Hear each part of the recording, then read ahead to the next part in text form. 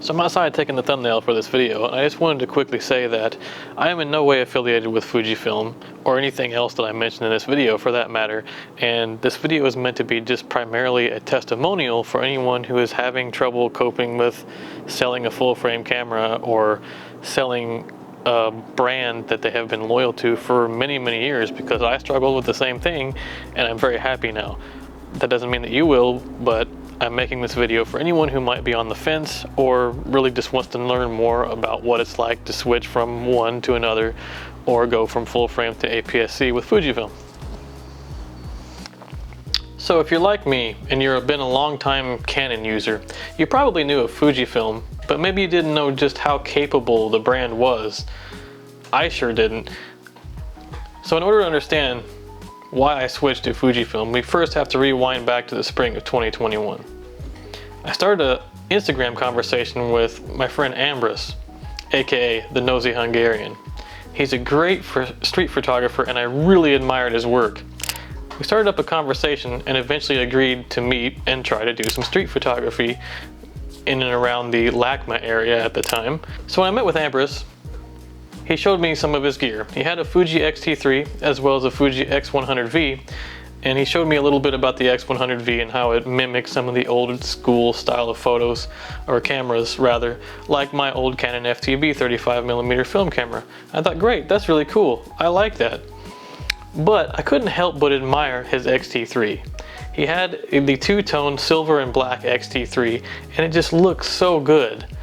And I had never really considered Fujifilm ever before that, but just if you take a look at his work and you can see how good it worked for him. And I mean, any camera in the right hands is a capable camera, but there was just something aesthetically pleasing about it, as well as, it may sound silly, but it kind of goes along with the style of street photography that he was doing. And I've noticed that a lot of street photographers tend to gravitate towards Fujifilm, and I think it's just because of the nature of how they look, their aesthetic, their color science, the way that they apply film simulations that are fairly familiar to the old school style of street photography.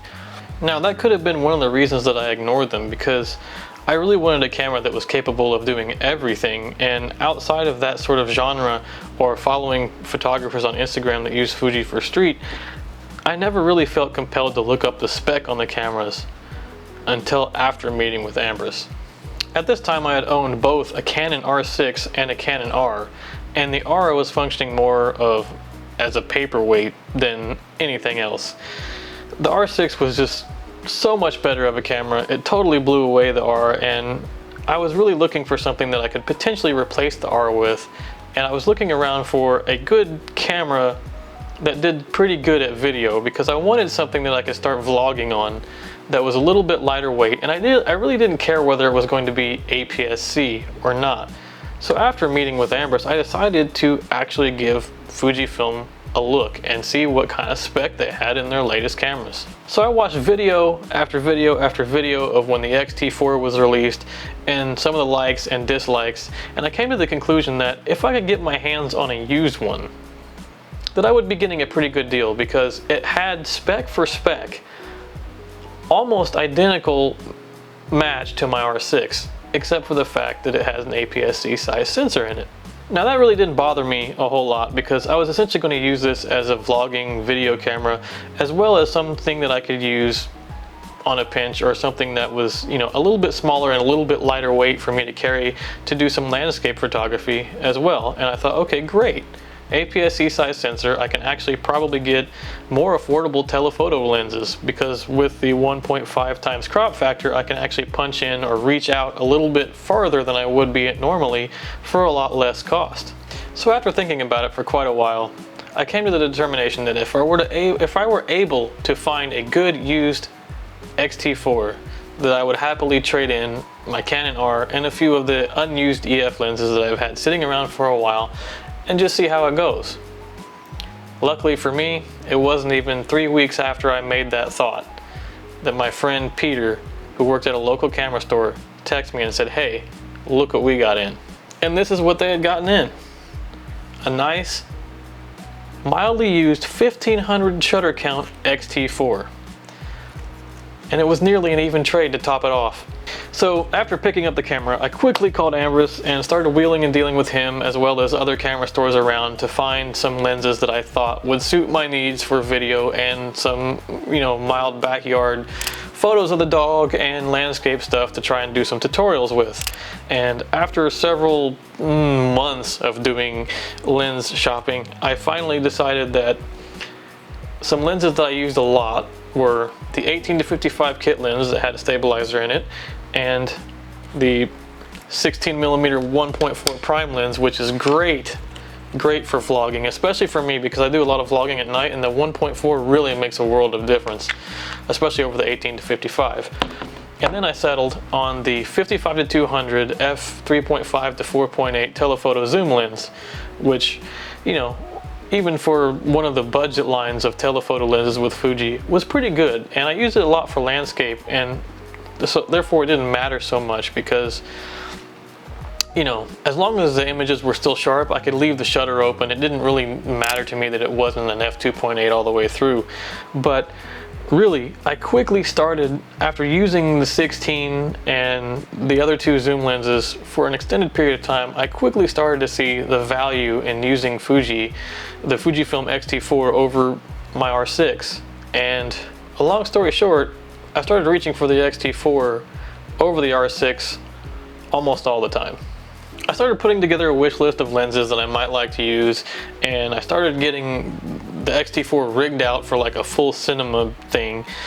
Not really sure why, but I thought that maybe I could make some video versions of the photos that I was creating in sort of a really nice cinematic manner, and this would be the camera to use because it's lighter weight, the lenses were cheaper, the quality was still there, and I just really wanted to experiment a little bit. So I started reaching for the X-T4, and I eventually had more accessories for the X-T4 than my R6, including lenses. So as time came to pass, I really started enjoying working with Fujifilm, and I highly anticipated some announcements for future cameras. And I decided that if they were to come out with something that could compete with the R6 in any way, shape, or form, which the X-T4 already did, but I wanted to kick it up a notch, and I wasn't sure really what they were actually going to announce. I know that FujiRumors.com really helps, and a lot of the times they report on true rumors turn out to be true. They have good reporting, that's what I mean to say. But anyway, I really thought to myself, could I replace a full frame Canon? And I've been with Canon for a long time. My last 3 cameras were full frame, and I had invested so much into these RF lenses, and I thought, am I really thinking about doing this? Really? And what would some of the ramifications be? I mean, what if somebody saw me, and this is a silly thought, but this is a real thought that a lot of us will battle with. What if somebody sees us without a full frame camera and doesn't take us seriously? And as silly as that thought may be, I had to reach out to several people, including Peter at the camera store, and say, are a lot of your customers doing some really cool professional stuff with Fuji stuff? And he said, yeah, of course. I mean, Fujifilm makes great stuff. Bar none, hands down, they make good stuff. And I realized that a lot of the professional cinema cameras, and I was starting to move a lot more into video than I was photo, was actually like a little bit smaller than APS-C, what we call Super 35, and they are built around sort of the DCI aspect ratio, which is a 17:9, to produce really high quality cinema stuff. And while looking into that, I thought, okay, why couldn't a good Fujifilm camera become a viable replacement for a full frame, especially with the technology that is packed into the X-T4? I mean, we got dual native ISO, fast lenses, great low light performance even for a small sensor, good IBIS. What more could you ask for? Really cool styling, although I rarely use these top dials. They still look great. As I patiently waited the Fujifilm X Summit announcement that came in May, I was really hoping that all my dreams would come true, and they did. Fujifilm delivered me what I think is the perfect camera for my needs individually, of course. I don't expect my needs to be the same as everybody else's, but I pre-ordered the XH2s as soon as the announcement stopped. I was so excited. I thought, great, finally.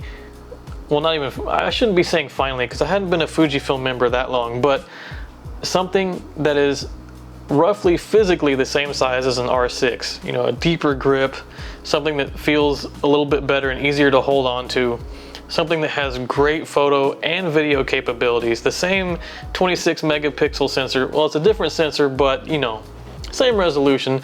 It'll give me the same pictures that I'm already used to working with, so I wouldn't have to adjust any presets or my editing style on the photo side while opening up the floodgates on the video side. So this camera really isn't for everybody, but it was for me, and I really enjoy creating with this camera. A lot of people are bothered by the fact that it doesn't really have as many dials as the X-T4. I mean, it's just missing one. This is exposure compensation, but I mean, really, it still, in my opinion, carries forward the Fujifilm aesthetic. But more importantly, it's fun. Not only is there a great value in this camera, for me personally, but I have a lot of fun using the camera, and I look constantly for excuses to use it for whatever reason, even if it's just like to film a reel or something like that, a short, YouTube short. I always want to pick this camera up and use it. And it's been over 2 months since I've purchased the camera, and it still hasn't worn off. I'm still wanting to get it in my hands and go out and do something, whether it's a photo, a video, anything. And it's really opened up a lot of doors for me as far as learning on the video side, especially when it comes to color grading. F-Log2 is great for some of the stuff that I want to do. The stack sensor and the readout speed are great to help combat IBIS wobbles. And I really love this camera, and I have absolutely no regrets whatsoever about selling my R6 and all of the lenses to purchase this camera. And more importantly, all of the worry and frustrations that I was feeling about having to give up a full frame for an APS-C size sensor quickly disappeared.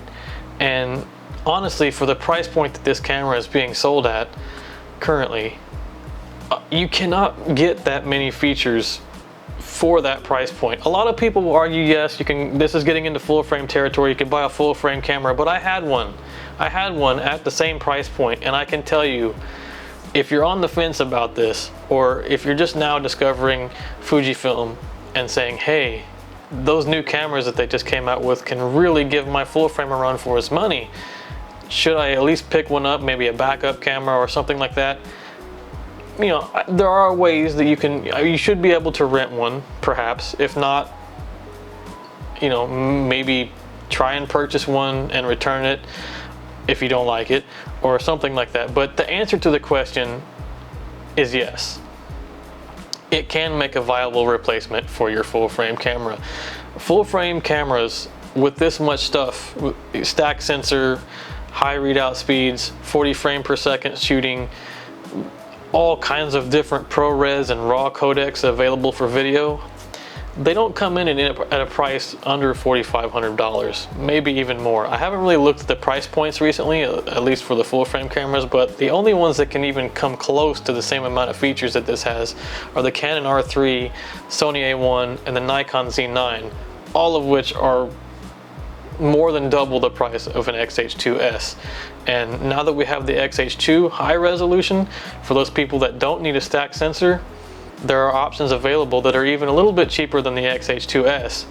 And I believe that with the technology that is in these cameras, the F-Log2 and everything, the shadow recovery, the dynamic range priority, if you use it right, you're gonna have just as good of a shadow recovery out of this camera as you would a full frame camera. And I'm by no means trying to sell you this camera. I just want to let you know, because if you're watching this video, you're probably feeling the same way I did when I was seriously considering giving up my R6 full frame for an APS-C. It was really a battle, an internal battle in my head saying, yes, no, it's okay, everything's going to be fine. And I can tell you firsthand, as a testimonial, you will be fine. And I don't have any regrets about doing this whatsoever. And that is why I switched Fujifilm. Both feet off the deep end, went in, and all I have now is the X-T4, the XH2s, 16 to 55 lens, and the kit lens here. I've got the 18 to 55 as well as the 16 prime and the 55 to 200. And while I don't have as much of a selection of lenses at this time as I did with my R6, I don't feel bad about it, because I save money in the long run. The lenses are cheaper, the quality is there. I would say within 10% of the Canon RF lenses. In my opinion, Canon does manufacture the best lenses. They're hard to beat, bar none.